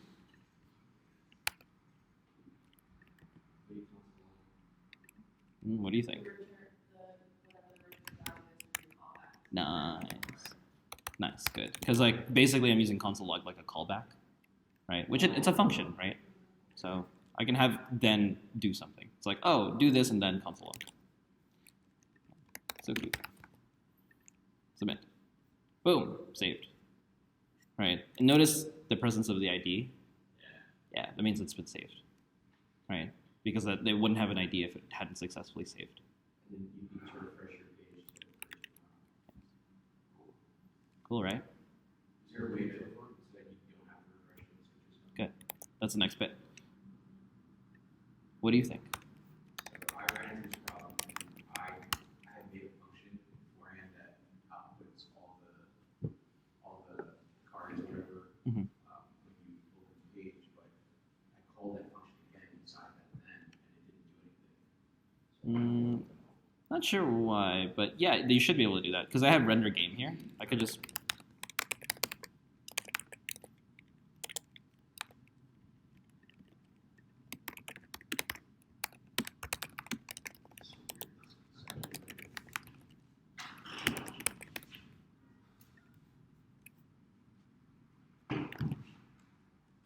cool. Does everybody see that? Yeah. Right. Basically, I can actually also do this. Sorry, what did you do?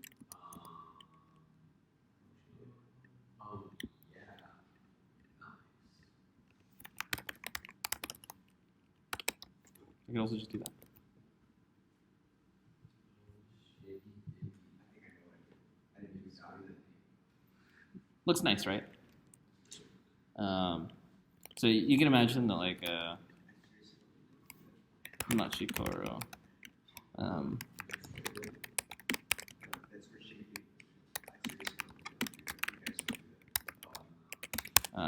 Okay. There you go. Cool. I did. Yes. That's a simultaneous. That's what I about. Yeah. What did you need to see? Oh. Okay. So yeah. So we create the game, stuff like this. This stuff still works. Questions about that? Is that cool? One consideration that was brought up earlier by Tanya was what if we had validations? Like obviously, like you will have validations, like realistically. So for instance, like I don't know, it's like validates name presence true, right? So let's just say that we have just this validation. The problem is that like we don't want to just tell the user that it's been made. That's not a good thing that we should do. So instead, actually, you actually should be doing something like this. Create a new game, and then you can try to save it. Right? If that fails, save returns false. Right? But if it's true, if save return if works, it will actually it will return a truthy value, and then you can render the JSON as a game. What do you think you'll do otherwise?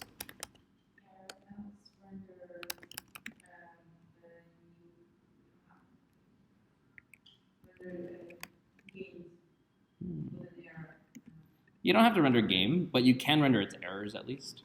So does everybody remember how to read the errors on a failed something that fails to save? Game.errors. On the instance that failed to save, you do game.errors.full messages. Right? And then you can even add a status to this, like I don't know what it would be, like 403 forbidden or something like this. Right? I don't know what that. But yeah, I can add a status to it, and I can also add JSON at the same time. Right? So if I do this and hit submit, it should fail. What? Where? This status is separate of the JSON, yeah. But you see, it still went through, right? But it has no save stuff. If I refresh, it's not properly saved. Do you see that? So I do this, but this appears. Does anybody know why? Yeah, because like right now, technically speaking, actually let me show you this.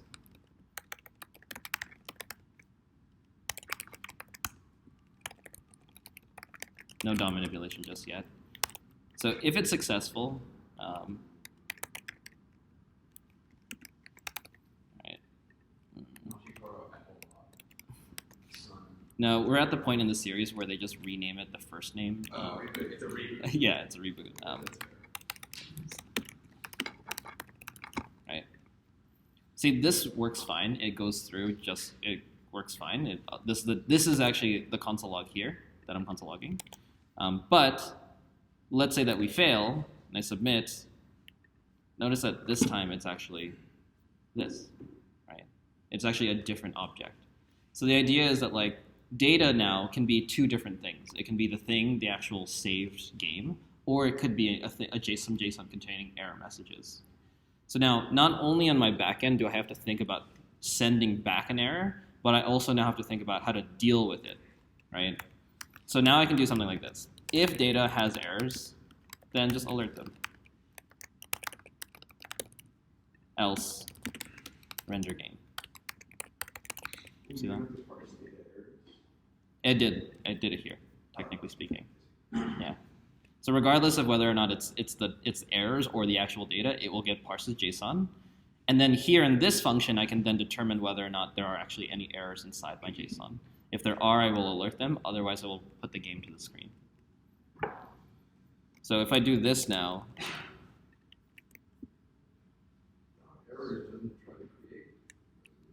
no, it's just I called the key errors. So it's like, if I called this like beef or something, right? I would this would just be like, yeah. You look troubled, Eugenia.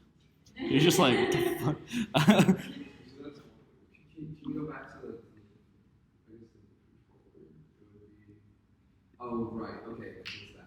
Yeah. Okay. So basically now I have two conditions. There's two things that can happen when I try to save a game. Either it saves correctly or it fails to save. So in the case that it saves correctly, I need to tell my front end, hey, like here's the game, I just made it. If it fails incorrectly, I also need to tell my front end something. So I send back JSON like this, and then I said, but then what that means is in my front end, I also need to be able to account for the possibility that we have errors. And you like add to the JSON? I just give different JSON, like this. It's not like adding. It's like in this situation, I will render the game. And yeah, yeah, I can choose what to send back using like if statements, just normal conditionals.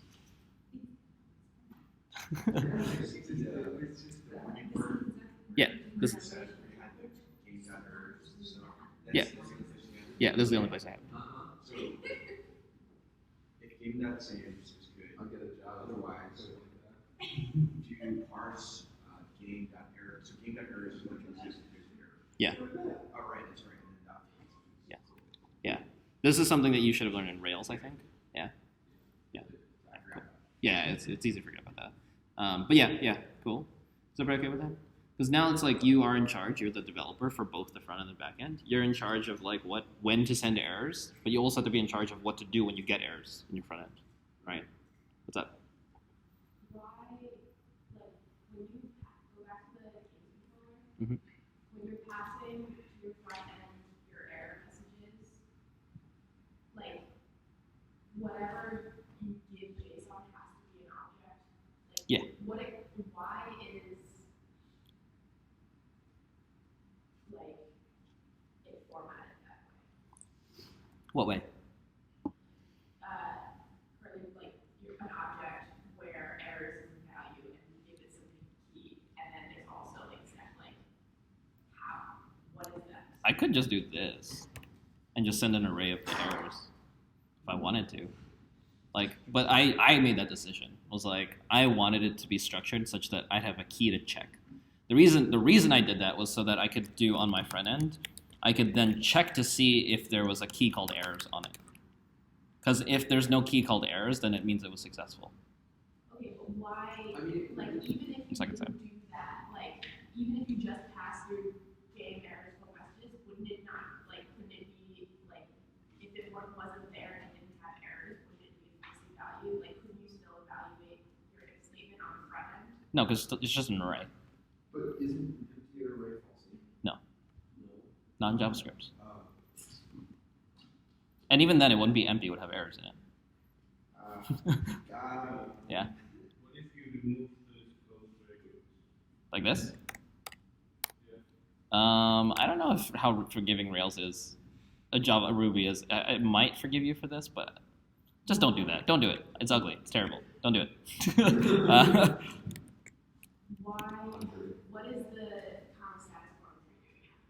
I'm sorry. What is the, like, after you pass it out, what is the status, comma, status code? Oh, that's just good programming practice. Is just to include status codes, because like some sites use status codes and like they're useful. I don't actually have to do this. Everything will work without it. Oops. Also, why do you want to I don't actually. 403 is actually forbidden. But like I don't know. It's just like you choose. Like there's no like how do I know? There's no knowing. It's just like I chose to make it 403. Forbidden. Right? I think this method not allowed. It's like why? No, I don't actually know. I just was like, oh, 403. I don't know. I was just like, oh, that's the one I'm going to use. Payment required. I like this one. Ooh, I really like this one's. This one's really sad. Unauthorized. Oh.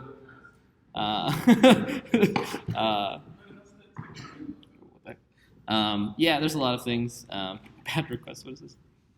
Nice.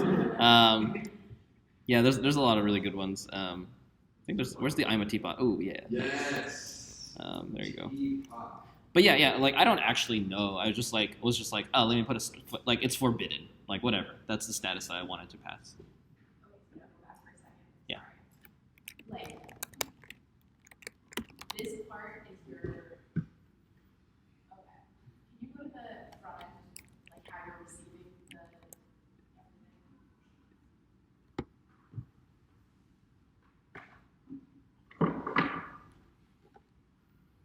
So when you say alert, like when you have errors in your like in the value Mhm. of like your errors, he does. It brings up the banner. Right? Yes. That's why the banner says Yeah. That's why it says the alert. Because that's what alert does. Notice the argument I pass in is the actual errors. It just prints it out. I can console log if I wanted to, but you can do anything at this point. You can manipulate the DOM. I could be like document.body.append the errors. Like I can do whatever I want, right? It's like boom. I guess I'm just What the heck? as to why there are errors. Like I'm just a little stuck to why there are errors in there and you didn't validate. I did. No, you didn't. Yes,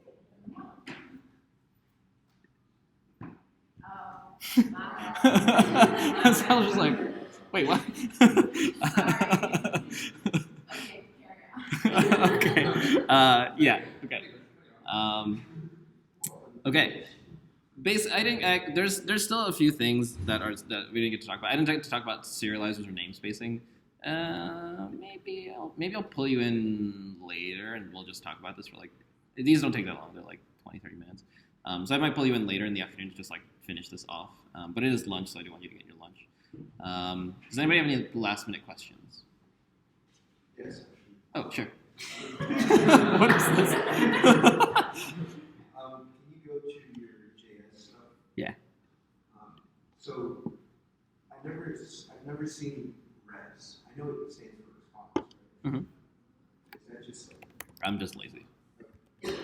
That's it. Yeah. Okay. Cool. Have fun. Good. Have a lunch. I'll call you later for when we like finish off this lecture. But yeah.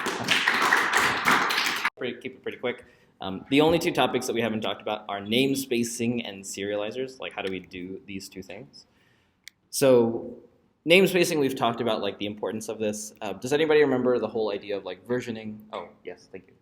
Does everybody remember the idea of like versioning your API? Right? Why is that useful? So when you update it, like when you change it or add data or change the structure in the hash side, you can still have the old one there for like so people's codes don't break. Yeah. That's right. You have a separate set of routes, one which is API v1 and the other which is API v2. And the idea is that you can maintain both and serve up data in different ways, but they won't touch or break each other, right? So that's an important thing for spinning up an API. The way that we do that is actually pretty straightforward. The first place you begin is like you have to change a few things, but nothing crazy. Principally, you have to start in your routes. And to do so, you actually just, it's really simple. You just say namespace. You say what the namespace you want. In this case, let's say I'll start with API. And then you open up a block like this. Now basically any routes you write inside of this namespace will just have the word API in front. And that's really it. So if I do this, right, there you go. So now the thing is like, it's going to look for, whenever the route is actually going to be /API/games or /API/games/1. So you'll notice that even though I'm running my server, this was working earlier, there's no route anymore, but you'll notice that there's a /API/games, right? So the namespacing really just adds that in front. So now if I want to visit it, it's API/games, like that.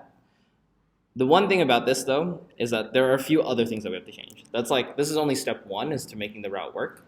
Step 2 is that we actually now need to go into our controllers and make a new folder inside of controllers called, what do you think? No. No. It's going to be the folder with the same exact name as what your namespace is.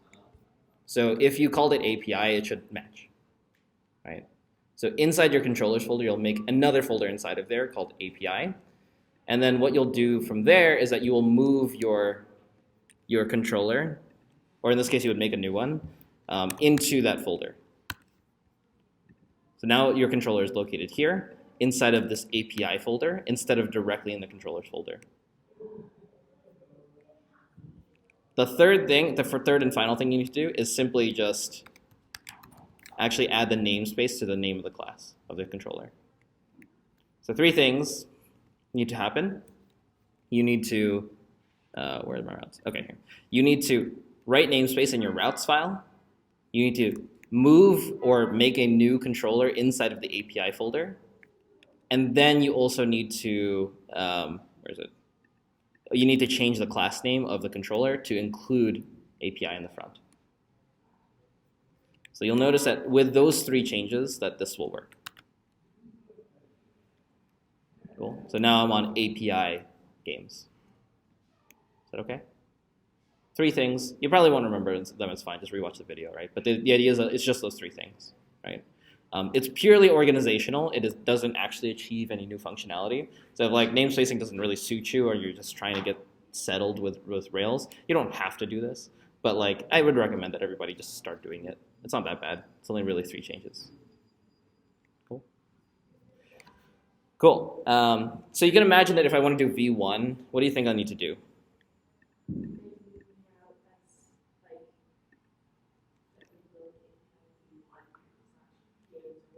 Kind of. Could I reuse namespacing? Namespace and a namespace? Yeah, where do you think I would do it? After the do. In here? Nested? Yes.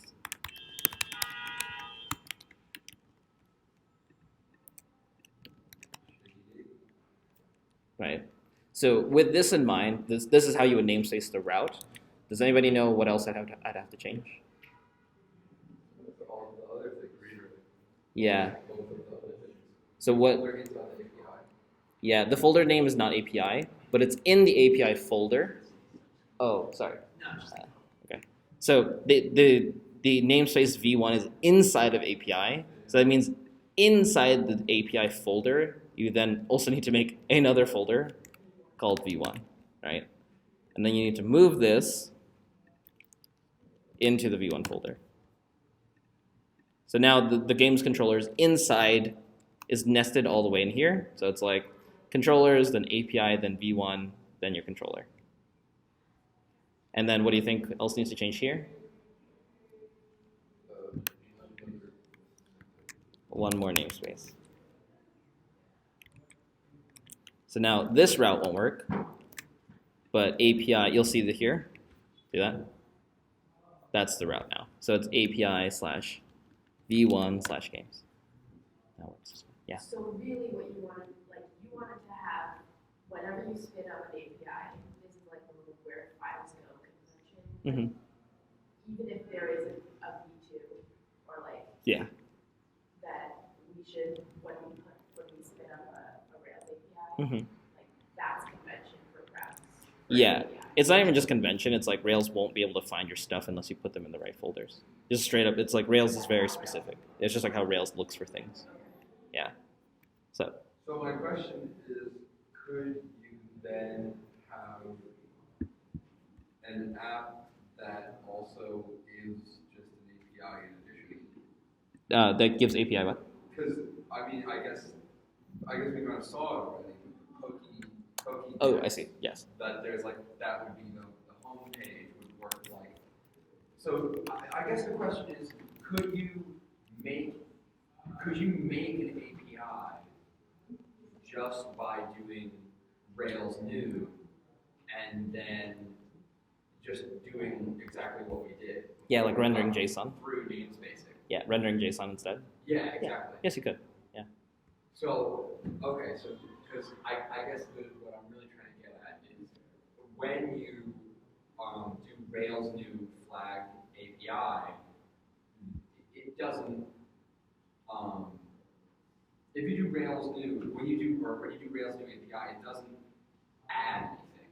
No, if anything, it removes It things. only removes things. Yeah, I don't think it really adds anything new. So Rails new would be like the full version of Rails, and you technically have access to all of its features. But I don't think Rails API adds anything. It actually just trims it down. So it's like we don't need all 7 RESTful routes. We don't need X, Y, Z. Because it's only an API, you need all that stuff. Yes, yeah. And so then if it wasn't in API mode or whatever, Mm-hmm. for when you write resources, you would have to probably write except new and post. Right? Yeah, yeah. Okay. Yes, that's right. Cool. All right. Is everybody okay with namespacing? Yeah. You can imagine if I wanted a V2, I would just have to make another folder in here next to V1 called V2, Yeah. and then add a namespace in my routes just next to namespace, so next to V1, so like this. Like that. And then I could do something. You could even do resources games again. The idea would be that these would serve up different endpoints, right? So you would hit API v1/games to get like into this controller. But then if I had another folder with an API with routes, I could hit API/v2/games, and that would hit up a controller in a different folder. And you could also call it games controller. Yeah, I can also call it. Just in V2. That's right. Yes. Cool. That's namespacing. Any questions on namespacing overall? It's just a portion of the file. Yeah. No? Okay. Last thing then is a serializer. So there are a couple. The labs point you to FastJSON serializer. I'm going to use active model serializers. They serve the same purpose. It's fine. Technically, FastJSON is faster, but this is also just fine. This is what I've used all the time, and it works just great. So this is active model serializers. It's a gem. The purpose of this gem is actually to control what your JSON looks like. So I'm going to put this gem in here, and then I'm going to run bundle. Oh, God. This. Oh, wait, sorry. There's one thing I have to do. So the bundle installation should have added this gem. And what this will give me access to is a new generator. So the generators were your Rails G. The Rails G, you've done like model, you've done resource. But this time you're actually going to see there's a new one called serializer. And I'm just going to name it after whatever resource I'm serializing. So it's a game. So what you'll notice is that in app/serializers, there's a new folder called serializers in which there is something called a game serializer. And take a look at this. Game serializer inherits from active model serializer. Well, let me show you something interesting. So just with that, just installing this and paying attention to what's here in attributes, take a look at what happens.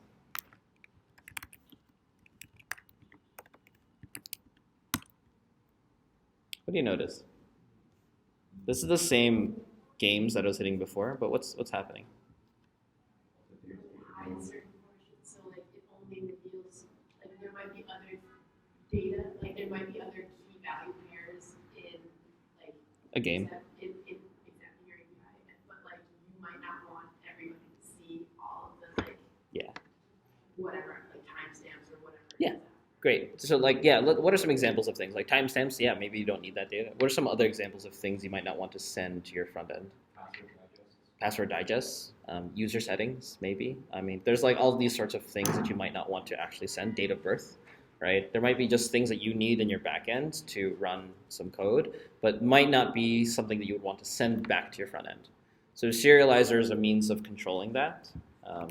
And you'll notice that like, what's the relationship of, do you think, of this file to what we're seeing here? Yeah.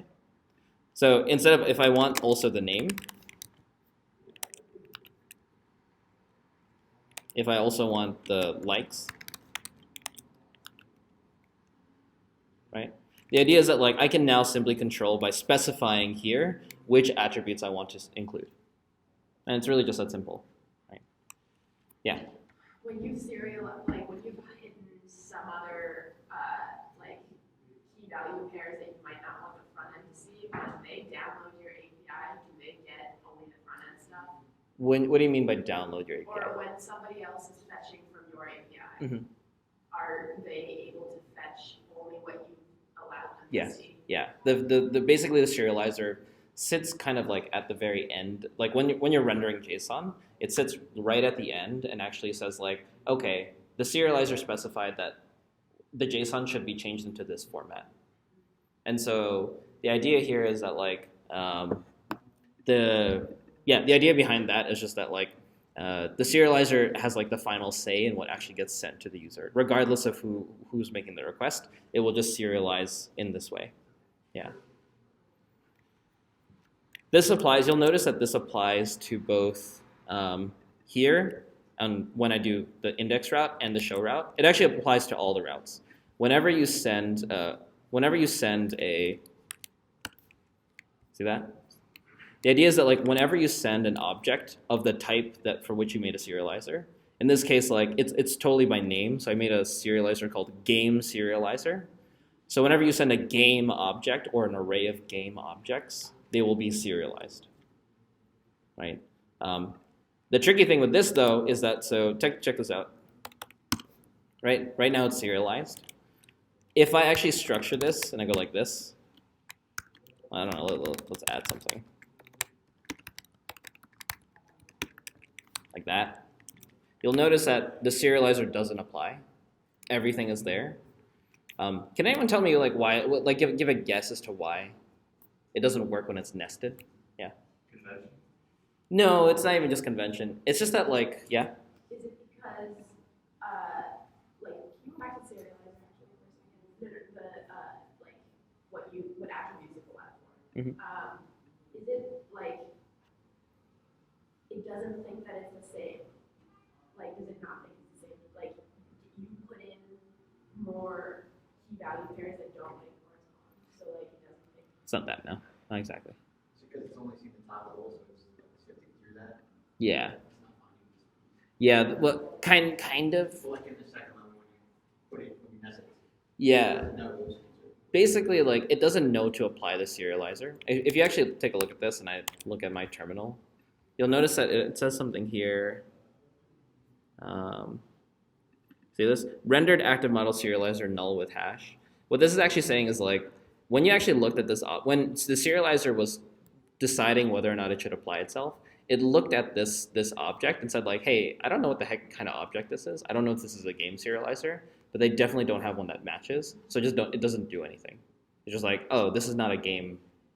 This is not a game right here. The object that you're rendering as JSON is actually technically this whole object. It doesn't recognize that there's an array of games inside of there. So it therefore doesn't serialize them. The serializer has to match up with the model. Yeah, exactly. The serializer must match up with a model. Otherwise, it just doesn't know when to apply itself. So check this out. Going back to this still works fine. Right, the serializer is being applied. If I go to /game/1, that's still applied. But if I do something like this, you'll notice it ceases to be applied. right? The way to fix this is actually just to do something like this. You'll notice that it works fine. So the thing is, like, basically it's like, oh, it doesn't recognize it, but you can manually apply the serializer yourself if you'd like. And then you can add like message Yeah. afterwards. Yeah, I can do like message.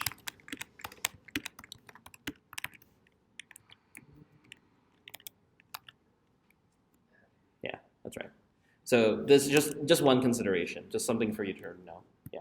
Why not just not nested in the first place? I'm sorry.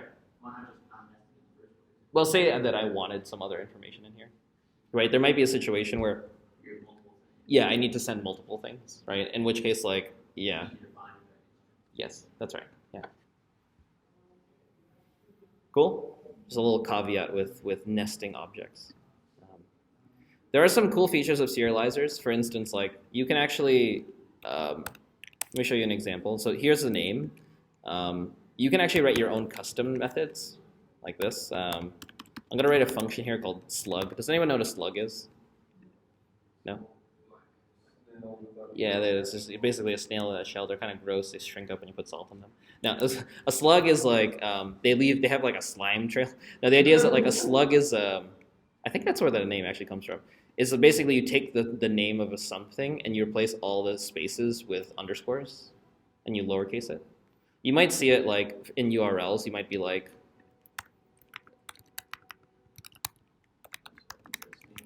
that. It's like basically they snake case it, right? But it's also called a slug. This is called a slug. So you might imagine like, let's say that, I don't know, for whatever reason I need the name of each game to be slugified. That is actually a word that people use. I can do something like this. Like, I need to refer to the name of the file, and then like I could do something like this. Like, the weird thing is that like, can I use self in here to refer to the instance?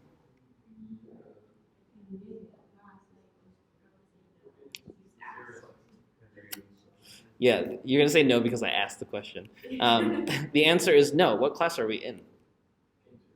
We're in game serializer. Are we in game? So self is not the game instance. Yeah. Instance, yeah. So the way you might be wondering, like, okay, then how do I access the object that is being serialized? It's actually just always object. So this is going to be inside the serializer. If you're referring to the thing that's being serialized, you just use the word object. So I need its name. So give me the name, and then I can do something like this, like downcase?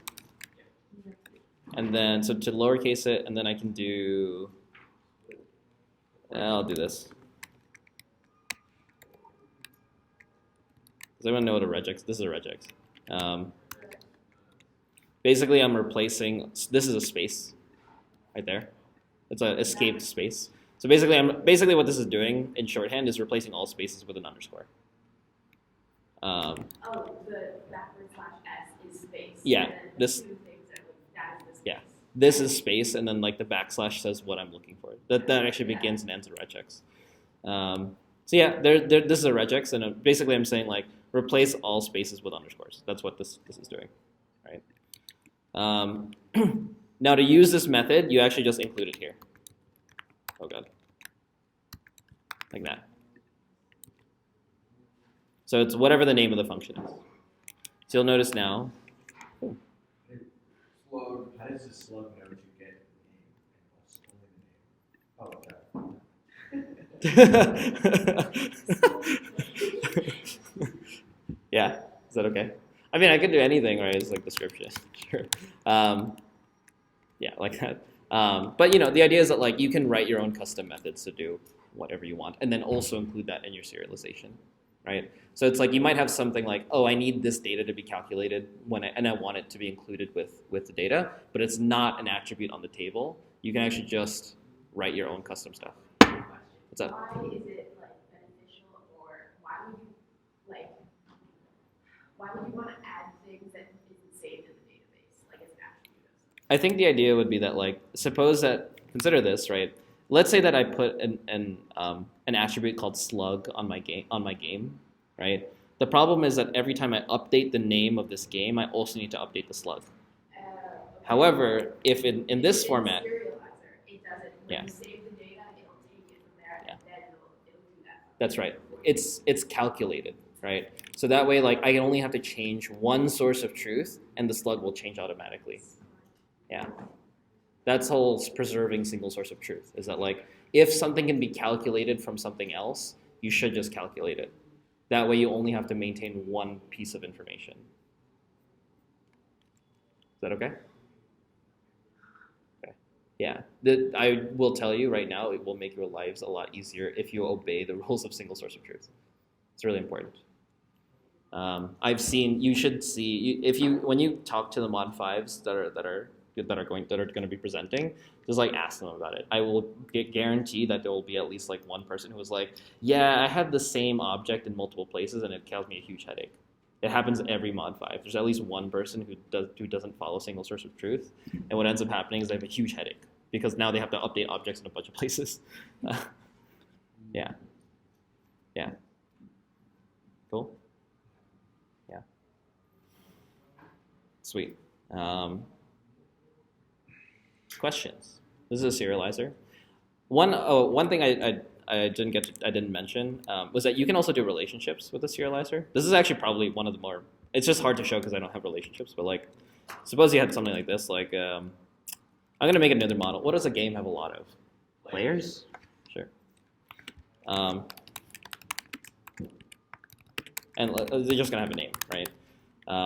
And it belongs to a game. Oh, sorry. That. So there you go. It made my model. What does it tell me? Here. So game. I have to add here like has many players, and then I just have to migrate. Right. So I made a new model which belongs to a game, and the cool thing is that. If I go to my DB, what the heck? No, I'm just gonna make some in the console. So let's just like 10.times do. Oh, dang it. Oh. So 10 times do user.create. Oh god, player.create. I'm just gonna get lazy. The name is X. It's just a number. But let's say that it belongs to the game is going to be the first game. So I'm just gonna make 10 players and assign them all to the first game. Okay, cool. There you go. So if I do game.first and I do .players, I should get all 10 of those ones I just made. Is everybody okay with that? Right. So the reason I did that was because I want to show you something interesting. It's like, say that whenever I fetch a game, I also want all the associated players, right? That would be nice. That's actually where a serializer might come into play. So let me show you something. Right now, this is what it looks like. But I could do this. In my serializer,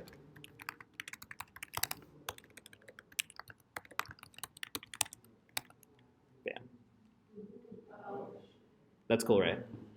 Yeah. So now it's associated with it. Some people see, you might also see this. They are different. I'll explain in a second how. Right? Do you notice a difference here? It's the whole object, right? So the difference here is that like when you do has many, it applies the serializer for that model. So take a look at this. Like, so if it has many players, it's just ID and name. I believe. See that? This is actually automatically generated when I create resource. But the idea is that like if I just wanted the ID, for instance, I just have that, right? So the difference here is that like has many applies the serializer of that model, whereas just putting it up here just gets them all. Is the player serializer generated when you migrate or when you when you generate resource. Okay. Yeah, it didn't happen with game because I hadn't yet installed the serializer when I generated the resource. Okay. But if you already have the serializer installed, And you generate a resource that's related. yeah, it will create the serializer. Yeah, yeah. But yeah, see that? Cool. And again, this is all available in the normal Rails product. Yeah, this is all down. You just got to install active model serializer. Cool. That's it, right? Any questions about serializers? I think they're super cool, right? Yeah. Cool. That's kind of it. I think we have feelings soon, but go chill, right, for the next 10 minutes. Thank you.